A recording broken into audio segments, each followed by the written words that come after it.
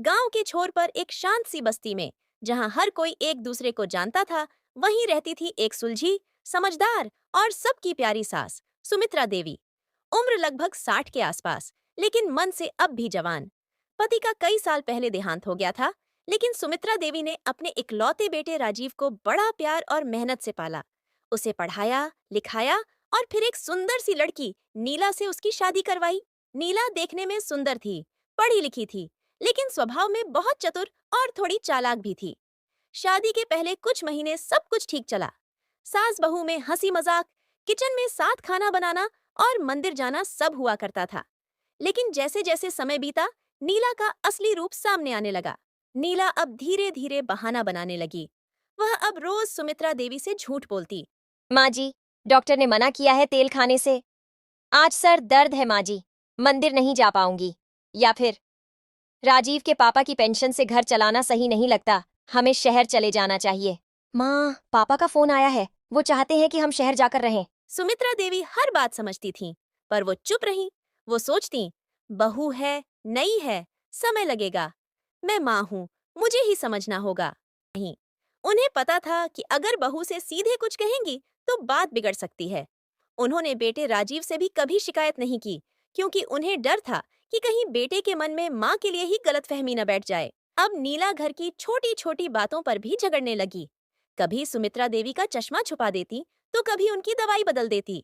Rajiv office से आता तो नीला बनावटी आंसू बहाकर कहती, माँ मुझे ताने मारती है, मुझे तंग करती है, मुझे अच्छा नहीं लगता अब यहाँ रहना। राजीव बीच में फंसा था।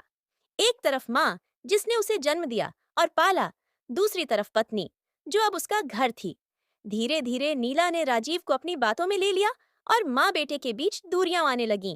एक दिन गांव की एक औरत, गुड़िया चाची, ने सुमित्रा देवी से कहा, बहन, तुम क्यों सह रही हो ये सब? कोई और होती तो कब की बहू को घर से निकाल देती। सुमित्रा देवी मुस्कुराई और बोली, अगर मैं भी वैसा ही व्यवहार करूं, तो बहू और मुझ में फर्क क्या रह जाएगा? मेरा धर्म है इस घर को जोड़े रखना, तोड़ना नहीं। फिर एक दिन अचानक सुमित्रा देवी की तबीयत बिगड़ गई। डॉक्टर ने बताया कि उन्हें हाई ब्लड प्रेशर और थकान के कारण अस्पताल में भर्ती करना होगा। राजीव तब शहर के काम से बाहर था। जब यह बात नीला को बताई गई, तो उसने अनमने भाव से कहा, मुझे तो बहुत काम है, अस्पताल कैसे जाऊं? कोई और ले जाए माँ को। गांव की पड़ोसन शांता बुआ ने फिर सुमित्रा देवी को अस्पताल पहुंचाया। 3 दिन बाद राजीव लौटा तो माँ को अस्पताल में देखकर हैरान रह गया। जब उसने नीला से पूछा कि माँ को अस्पताल क्यों ले जाया गया और उसने जानकारी क्यों नहीं दी, तो नीला ने साफ कहा, आपके जाने के बाद सब कुछ मेरे जिम्मे था।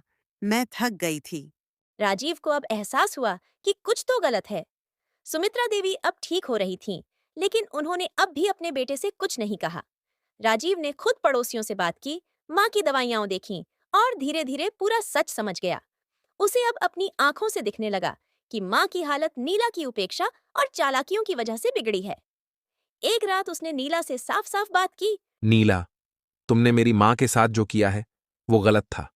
अगर तुम यही चाहती हो कि मैं माँ को वृद्धाश्रम भेज दूं और हम अकेले रहें, तो पहले मुझे छोड़ना होगा। मैं उस माँ को नहीं छोड़ सकता जिसने मुझे जीवन दिया। नीला को अब अपनी गलती का एहसास हुआ। उसे समझ आया कि उसकी चालाकी ने न केवल माँ बेटे के रिश्ते को कमजोर किया, बल्कि उसका अपना घर भी खतरे में डाल दिया। उसने सुमित्रा देवी से माफी मांगी, उनके पैरों पर गिर पड़ी और कहा, मुझे माफ कर दीजिए। मैं बहुत लालची और स्वार्थी बन गई थी।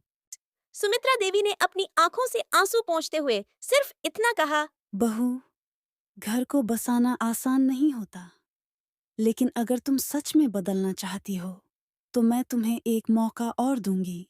सिंगल नीला ने सच में खुद को बदला। वह सुमित्रा देवी के साथ रसोई में काम करने लगी, उनका ख्याल रखने लगी और हर जगह साथ जाने लगी।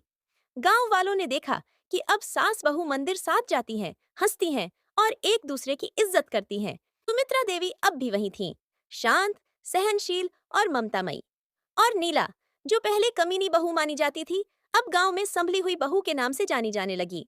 इस कहानी से हमें सीख मिलती है, सास यदि धैर्य रखे और बहू अगर समय पर सुधर जाए, तो घर स्वर्ग बन सकता है। झगड़ों में जीतने से ज्यादा जरूरी होता है रिश्तों को बचाना।